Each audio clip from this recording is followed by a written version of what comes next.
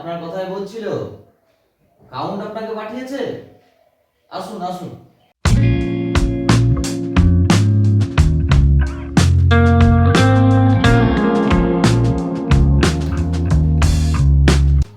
তাহলে ছবিটা দেখুন, আমার শেষ ডাচেস।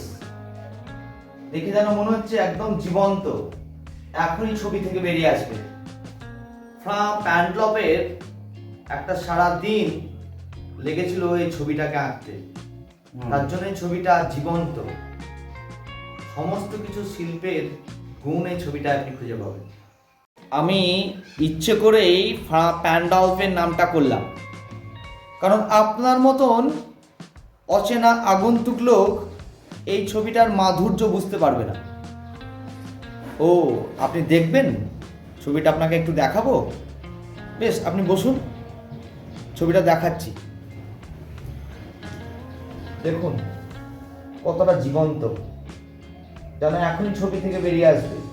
আপনি শুধু দেখুন এর চোখের চাহনি, আবেগ কত গভীর, এখনো যেন মাধুর্য ঝরে পড়ছে।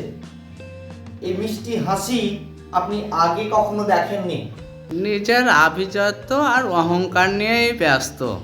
আপনি প্রথম নন, অনেকে এসেছিল, কিন্তু কেউ সাহস করে আমাকে জিজ্ঞেস করতে পারেনি যে চাহনি কোথা থেকে এলো।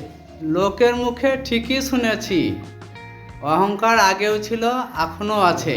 জানলে আপনি অবাক হবেন যে ছবিটা আঁকার সময় প্যান্ডলপ ডাচেসের গালের টোল দেখার জন্যে তাকে নানা মজার কথা বলেছিল, কিন্তু প্যান্ডলপের কথাগুলোর মধ্যে অনেক রুচি এবং মার্জিত বোধ ছিল। রানীমাকে উনি কি বলেছিলেন? তার গায়ের চাদর হাতের দিকে অনেকটা ঝুলে আছে, এই বলেই প্যাডলক হাসানোর চেষ্টা করেছে। ও আচ্ছা, তাই নাকি? জানেন, তার হৃদয়টা খুব বড় ছিল, আর সর্বত্রই তার দৃষ্টি ঘুরত। যা কিছু দেখতো তাতেই সে মুগ্ধ হয়ে যেত। এর জন্য দিয়েছি শেষ করে। সব জায়গায় দৃষ্টি, খুব খারাপ কথা। তার কাছে সবাই ছিল সমান। বলুন, এটা কি মানা যায়? মেনে নিতে পারা যায় এই জিনিস? কখনোই না। কোনো চাকর যদি বাগান থেকে আঙুর এনে দিত, তাহলেও সে তাকে মিষ্টি হাসি হেসে ধন্যবাদ জানাতো। রানীমা, এটা আপনার জন্য। বাহ, খুব সুন্দর তো। বাহ, কোথায় পেলে এটা তুমি? এটা তো আমাদের বাগানের নয়। না মহারানী, এটা আপনাদের বাগানেরই। অনেক খোঁজাখুঁজির পর আপনার জন্য এনেছি। আচ্ছা, খুব ভালো, খুব ভালো।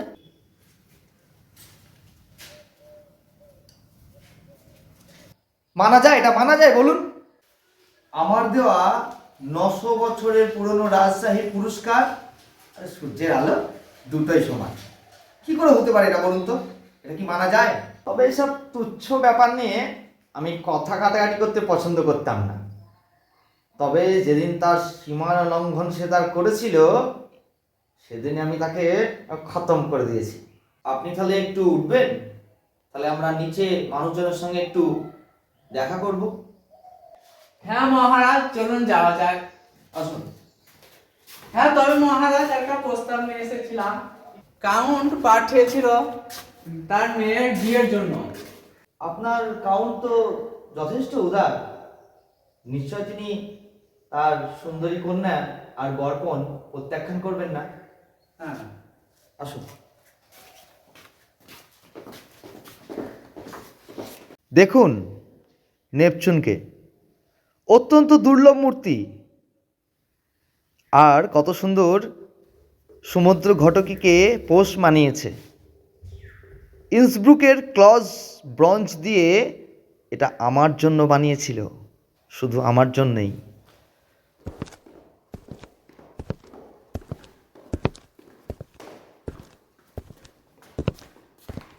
কাট।